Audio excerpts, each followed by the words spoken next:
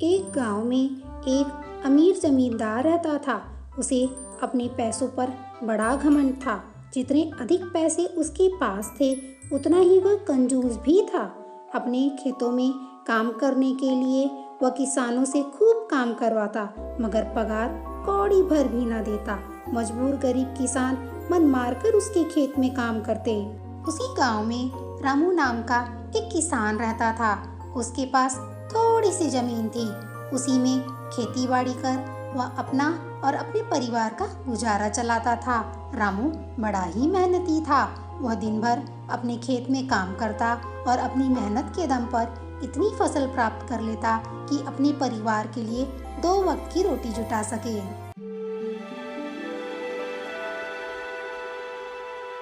एक साल गांव में भयंकर सूखा पड़ा। बिना बारिश के खेत खलिहान सूखने लगे। गरीब किसानों के पास सिंचाई की कोई व्यवस्था न थी। वे सिंचाई के लिए बारिश पर ही निर्भर थे, इसलिए उनकी सारी फसल बर्बाद हो गई। रामू के साथ भी यही हुआ। अपने छोटे से खेत में वह किसी तरह अपने परिवार का पालन पोषण कर रहा था। अब उसके सामने भूखों मरने की नौबत आ गई। रामू सोचने लगा कि वह अब अपने परिवार का भरण पोषण कैसे करेगा। इसी मजबूरी के कारण वह गांव के जमींदार के पास कर्ज मांगने के लिए गया। मालिक, मुझे कुछ पैसे उधार चाहिए। जमींदार ने सोचा, अगर मैंने रामू को पैसे दिए तो यह लौटा तो पाएगा नहीं, इसलिए इसे अपने खेत पर काम पर लगा लेता हूँ। मेहनती तो ये है ही और मजबूर भी। कम पैसे में दुगनी मेहनत कराऊंगा। देख रामू, मैं तुझे कर्ज तो नहीं दे सकता, लेकिन तेरी इतनी मदद कर सकता हूँ कि तुझे अपने खेत में काम पर रख लूँ। तुझे महीने का 1000 रुपये दे दिया करूँगा।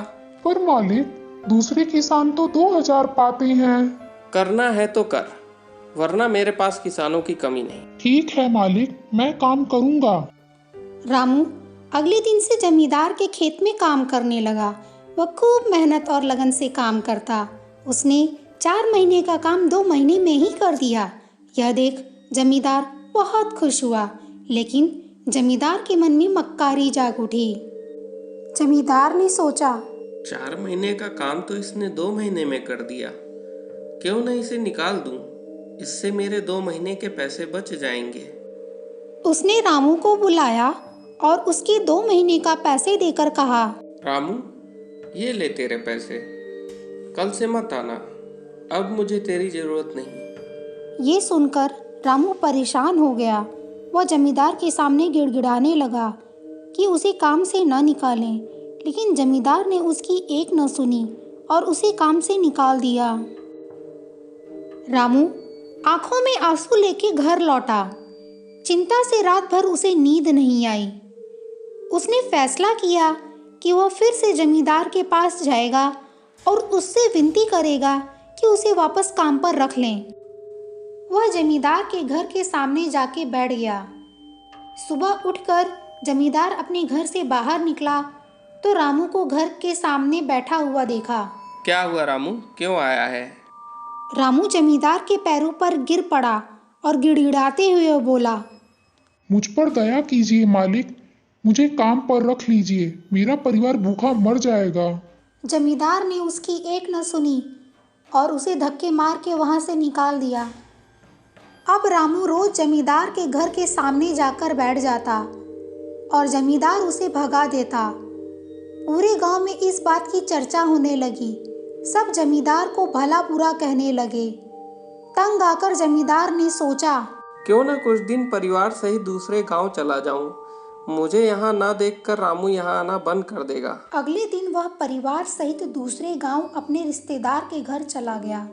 10-15 दिन रिश्तेदार के घर रहने के बाद जब वह अपने घर लौटा तो रामू को अपने घर के सामने बैठा नहीं पाया। वह मन ही मन बहुत खुश हुआ कि चलो उससे पीछा छूटा, लेकिन वह चकित भी हुआ कि आखिर रामू ने आना क्यों बंद कर दिया। उसने मोहन को बुलाकर पूछा तो पता चला कि रामू घायल है और अपने घर पर पड़ा हुआ है। क्या हुआ उसे? मालिक, आप जब दूसरे गांव चले गए थे तब भी रामू आपके घर के सामने आके बैठा रहता था।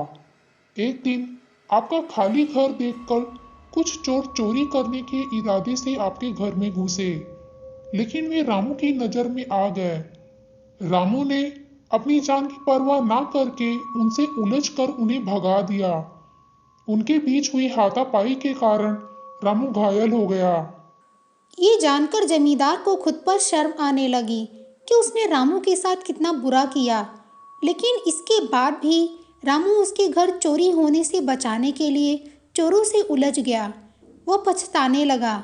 उसने रामू के घर जाने का फैसला किया। वह रामू के घर पहुंचा तो देखा कि रामू बड़ी दयनीय अवस्था में चारपाई पर पड़ा है। उसके बच्चे भूख से बिलख रहे हैं। ये देख जमींदार का दिल भर आया। उसने रामू से अपने किए की माफ़ी मांगी, उसका इलाज करवाया और ठीक होने के बाद अच्छी पगार के साथ उसे फिर से काम पर रख लिया।